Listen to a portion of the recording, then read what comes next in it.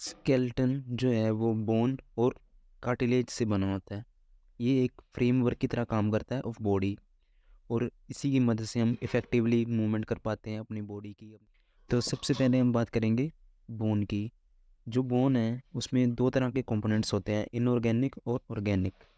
Inorganic हो गए जैसे कि कैल्शियम सॉल्ट्स, जैसे कि कैल्शियम फॉस्फेट, कार्बोनेट, और भी बहुत सारे। जो इनऑर्गेनिक कंपोनेंट्स होते हैं या फिर कैल्शियम होते हैं, वो बोन को हार्ड रिजिड बनाते हैं। और जो ऑर्गेनिक कंपोनेंट्स हैं जैसे कि कोलेजन फाइबर और भी बहुत सारे, वो बोन को टफ और रेजिलिएंट या फिर फ्लेक्सिबल बनाते हैं। इंटरेस्टिंग फैक्ट है कि अगर हम बोन से इनऑर्गेनिक कंपोनेंट्स को रिमूव कर दें, वो होंगे जैसे कि अगर हम बोन को एक एसिड में डाल दें तो कुछ टाइम के बाद इनऑर्गेनिक कंपोनेंट्स जो हैं वो रिमूव हो जाएंगे बोन से, तो हम उस बोन को एक गांठ की तरह बांध सकते हैं। ऐसे ही अगर हमें ऑर्गेनिक कंपोनेंट्स को रिमूव करना है तो हमें बोन को बर्न करना होएगा। तो जब बोन को बर्न करेंगे तो बोन जो है वो श्रिंक हो जाएगी। जैसे कि कोई किसी की मर जाता है कोई, तो हम उसे जलाते हैं तो बोन जो हैं वो छोटे छोटे फ्रेगमेंट्स में हमें मिलती है, जिन्हें हम अस्थियाँ बोलते हैं, तो वैसी बन जाएगी। इसके अलावा बोन जो है वो हाईली वेस्कुलर होती है, ग्रोथ होती है बोन में, और रीजनरेटिव पावर जो है वो बहुत ज़्यादा होती है बोन की। इसके बाद हम बात करेंगे शाफ्ट की। बोन के जो शाफ्ट है इसकी बात करेंगे। जो शाफ्ट होती है वो बीच वाला पार्ट होता है बोन का, ठीक है। शाफ्ट में हमें तीन चीज़ें देखने को मिलती हैं। सबसे पहले है पेरी ओस्टियम। जो पेरी ओस्टियम है वो आउटर कवरिंग होती है बोन की। यह एक फाइब्रस मेम्ब्रेन होती है, फाइब्रस मेम्ब्रेन कवरिंग होती है बोन की।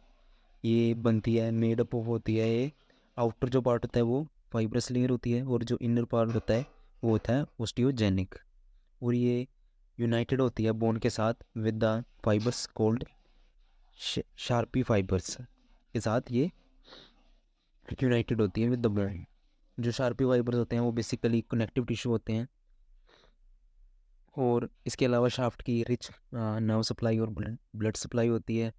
और जो फंक्शन है पेरियोस्टियम का वो है कि ओस्टियोजेनिक बोन ग्रोथ करवाते हैं, रिपेयर करवाते हैं बोन को अगर कोई फ्रैक्चर वगैरह होता है तो, और प्रोटेक्शन प्रोवाइड करवाते हैं बोन को। इसके बाद अगला पार्ट है शाफ्ट का कोटेक्स। कोटेक्स जो है वो बनता है कॉम्पैक्ट बोन से, और ये स्ट्रेंथ देता है बोन को, ताकि वो विथस्टैंड कर सकें कोई भी फोर्स को या स्ट्रेन को। इसके बाद आता है मेडुलरी कैविटी। जो मेडुलरी कैविटी है उसमें प्रेजेंट होता है बोन मैरो। अब बात करेंगे हम पार्ट्स ऑफ बोन। सबसे पहले एपीफाइसिस। एपीफाइसिस जो होता है and part of the bone.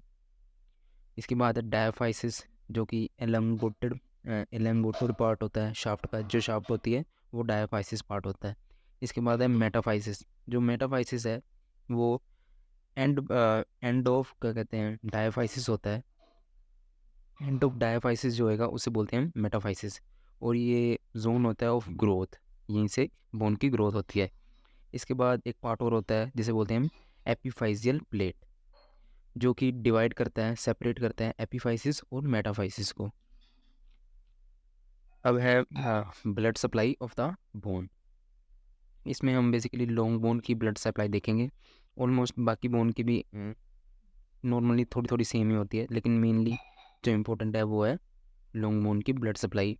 तो सबसे पहले आर्टरी होती है इसमें, न्यूट्रिएंट आर्टरी, जो कि एंटर करती है हमारी बोन में थ्रू न्यूट्रिएंट फोरामेन, जो कि शाफ्ट में प्रेजेंट होता है।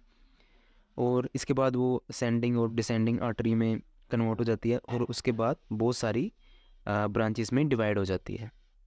और इसके अलावा ये मेटाफाइसिस में भी एंटर करती है, और एक हेयर पिन लूप बना देती है वहाँ पे। इसके अलावा मेटाफाइजियल आर्टरी होती है जो कि सबसे ज़्यादा वेस्कुलर होती है। इसके बाद है एपीफाइजियल आर्टरी, जो कि एपीफिसिस एरिया को सप्लाई देती है। इसके बाद है पेरीओस्टियल आर्टरी, जो कि एंटर होती है वोकमैन कैनाल से। जो छोटे छोटे कैनाल्स होते हैं बोन में पेरीओस्टियम में, वहाँ से एंटर होती है, जो ये आउटर पार्ट को सप्लाई करती है ब्लड।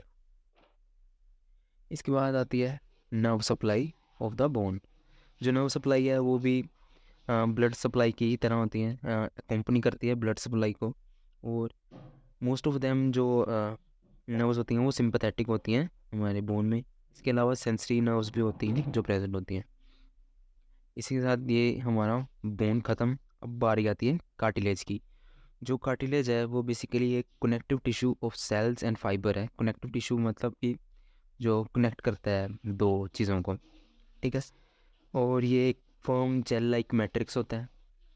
इसके अलावा ये ज़्यादा इलास्टिक होता है बोन से।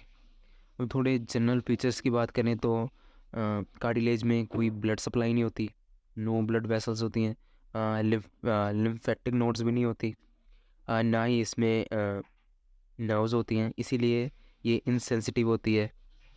इसके अलावा एक आउटर कवरिंग जो होती है उसे बोलते हैं हम पेरिकोन्ड्रियम। पेरिकोन्ड्रियम ये सिमिलर होती है पेरियोस्टियम के जैसे। इसके बाद टाइप्स जो हैं, हाइलिन टाइप होता है, हाइलिन कार्टिलेज होता है जो कि दो जॉइंट्स को कवर करता है। इसके अलावा फाइब्रस कार्टिलेज होता है और इलास्टिक कार्टिलेज होता है। इलास्टिक कार्टिलेज ज़्यादातर हमें ईयर में देखने को मिलता है, जैसे कि पिन्ना हो गया, पिन्ना में देखने को मिलेगा हमें इलास्टिक कार्टिलेज।